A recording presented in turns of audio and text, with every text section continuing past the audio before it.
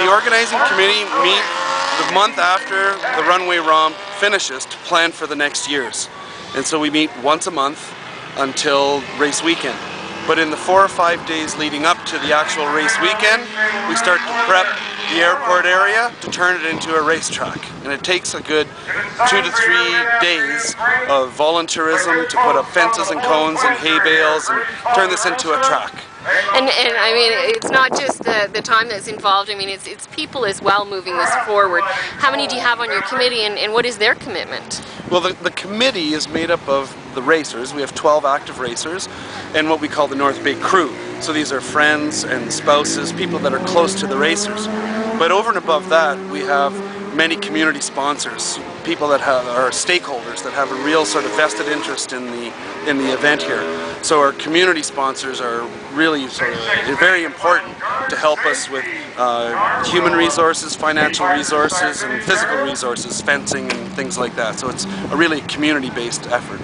And this is really a draw to the city, not only just getting people up here to watch the races, but also you're bringing people in from out of town that are participating, staying, and enjoying.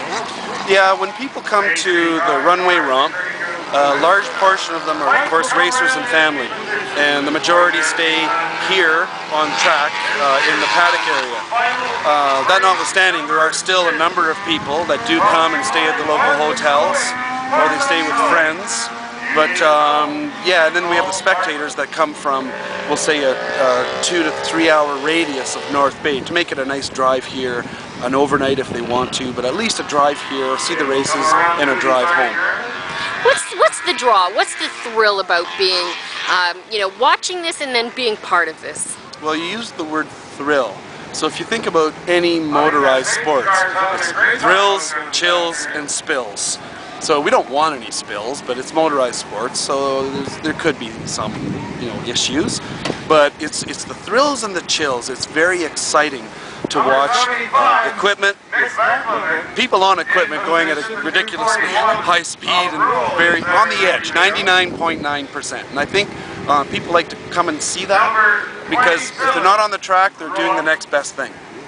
And in terms of that, looking at the thrill, I guess where I'm going is that there is also safety and safety concerns here, and you follow them to the letter. Yeah, our club, because we are just that, we're a club, we're not paid professionals. We will race on Sunday, work on Monday, so we make sure that we take care of ourselves and that we have all of the best safety gear that we can put on our bodies and on our equipment to give us that chance to make it to work on Monday.